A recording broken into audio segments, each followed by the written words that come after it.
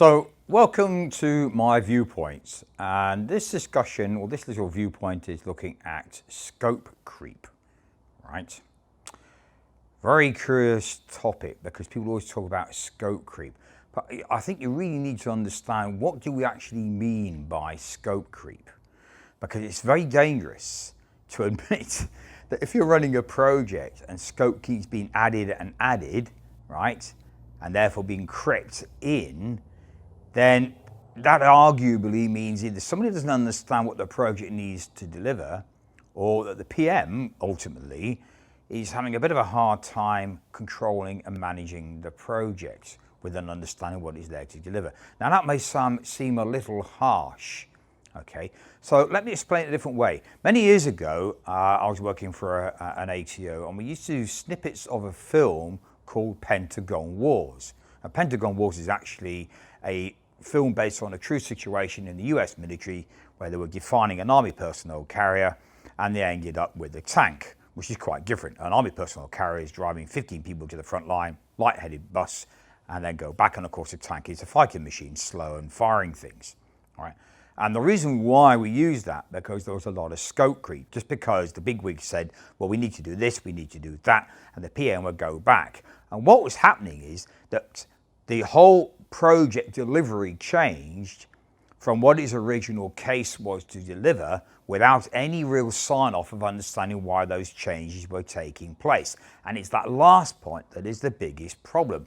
Why are we putting the change in place? Because the change has to be relevant to the original business case about the benefit.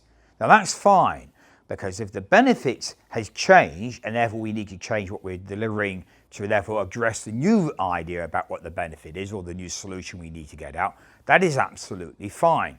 But at the end of the day, it still has to be understood why the change is put in place, a bit like a user story. Why am I putting that in there? What has it got to do with the benefit, or what has changed with the outcome, right? Therefore the output and therefore the outcome to drive the outcome that needs the new change involved. And therefore, ultimately, what does that have as an impact on the way the project is running and how we're going to run the project from here onwards? And who, therefore, is going to sign off? So it needs to have authority sign off. And when these guys do the authority sign off, that means they've understood what the impact is and what the change is and what they're going to get out ultimately at the end, which therefore means the business case needs to be updated and any relevant documentation around the plan, the products themselves, the ultimate decision about what's coming out, and therefore the ultimate benefits from the project. So all that needs updating. So arguably there is no scope creep if that's all authorized and understood and documented properly with an understanding what the project is actually out there to deliver and variations and changes. That's fine, because this is part of the agility with the PM, project manager, or even program manager for that point of view, understanding what those changes are about and going back to the business and saying, well, you've asked this, or you've been asked to put that in place because of this. Are you understanding, is that something you're going to authorize and understand what the changes will mean to your outcome of your project, right?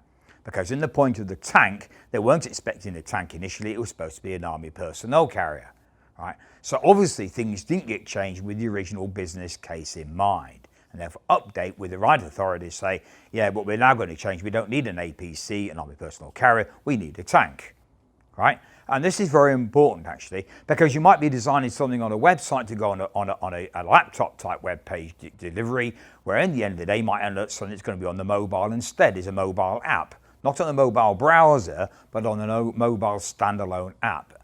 And that's fine, but don't change the scope without any authority and understanding what the impact is going to be. So scope creep should never happen. And if it's happening, then there's wrong controls in place. And that's why it's really a very poor terminology. It's a very poor reflection of what is going on within the project. So watch out.